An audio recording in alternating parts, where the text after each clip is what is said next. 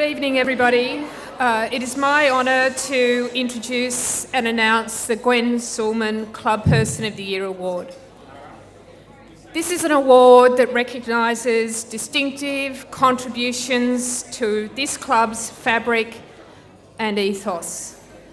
As a community club, our past, our present and our future rests on the contribution of our greatest resource, which is here tonight and which is our members. Much of what transpires at this club does so because of a significant spirit of volunteerism and a great loyalty demonstrated to the club by so many. All of these factors, I think, combine to make this award particularly significant. It also simultaneously underlines and showcases the contribution of this year's recipient, Tom Craig, for his achievements throughout 2015.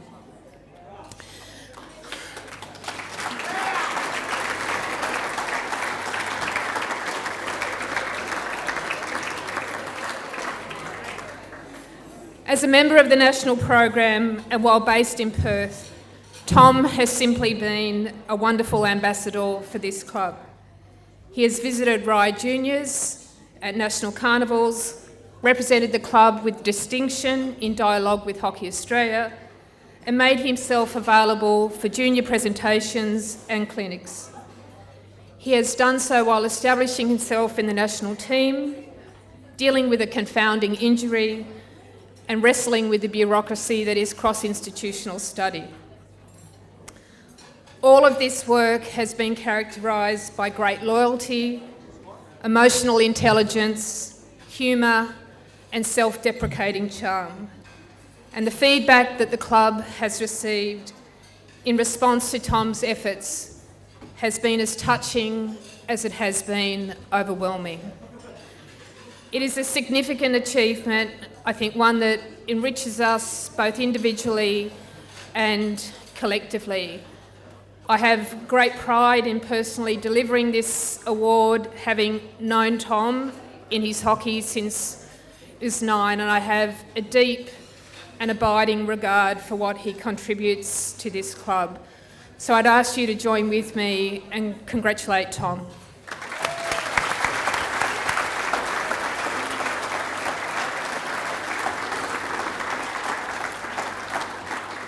Well said, Meg. I'm not here to accept on Tommy's behalf. In fact, we went one step further and I was lucky enough to catch up with Tommy late last night and we put together a little video. I really hope you appreciate what he has to say because there's some pretty profound words and he's a very proud Ryde man. So I hope you enjoy. Ladies and gentlemen, I'm joined here by the one and only Tom Craig via Skype, all the way from Perth. Tommy, welcome. You're here, of course, to accept the Club Person of the Year award. We'll get to that a little bit later. Just firstly, can you tell us a little bit about when you started at Ryde and some of your first memories of playing Ryde hockey? Sure can. First of all, good evening, Jim. Pleasure to be here. So I started when I was 5 years old on a Thursday night. It was Minkies and Maury Dawson, club president, was taking it. I remember very fond times back there. It was the place to be. I remember the barbecue. I remember the smell of the onion frying on the hot plate. I remember the barbecue sauce. I remember the tomato sauce, and I remember the mustard, usually all in the one sandwich. I remember talking to yourself on the merits of having a silver stick because you could see it easier on the Friday night games. I foolishly had a purple one and was probably prone to losing my stick mid-game. But yeah, just the community and all the mates, and I just remember having so much fun playing hockey. So we're going to talk a little bit about the award now. What exactly does it mean for yourself to be a recipient of the Club Person of the Year award? Yeah, well, initially when I got the call and I found out, I was very surprised and then also humbled to be put amongst the likes of some of the past recipients who are, without a doubt, basically the fabric of the club and the heart and soul of it. So like Muzz, TC, Casto, Goose, and Meg, to name a few. I think that they're really the forefront of how and why the club means so much to so many people. Tom, you mentioned the club there. Why do you think Ryde has been such a successful club, especially in recent history?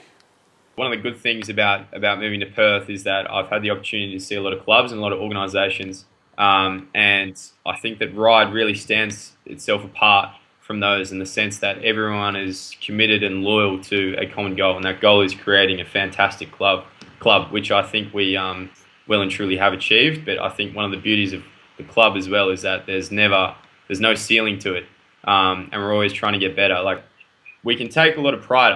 I certainly take a lot of pride from being a part of this club, especially in the sense that it is not so much of a club as in you go and you play hockey, but you go and I think you really seriously like develop as a character, and it's a fantastic club for developing character. So, for example, when I was in under 15s, I have a story about John Cullen.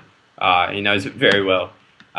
When we were playing Northern Districts, I walked over to a hockey ball that was the opposition's free hit. I probably gave it away for a bad tackle, and swiped my stick over the ball and left it there and didn't pass it back to them. And I was immediately dragged off the field. And I think what John was thinking there is that he was just upset and outraged that someone in his team would do that, and someone at that club wearing the Ryde colours would also have the disrespect to do that. And I certainly learnt my lesson that day.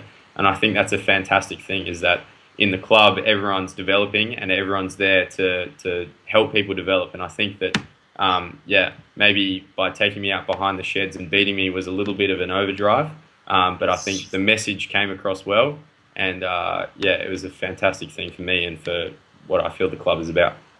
Some do say the police report is still being filed on Mr. Cullen.